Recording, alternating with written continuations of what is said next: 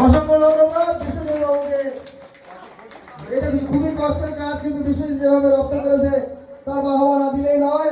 অসংখ্য অসংখ্য ধন্যবাদ বিশ্বজিৎ বাবুকে আমাদের সংস্থার পক্ষ থেকে। মাত্র 46 সেকেন্ডে 5টা নারকেল উনি ছুলে কমপ্লিট করেছেন, এটা আরো বাড়বে। সবাইকে বলছি হাততালি দিয়ে ওনাকে উৎসাহিত করুন। ধন্যবাদ বিশ্বজিৎ বাবু।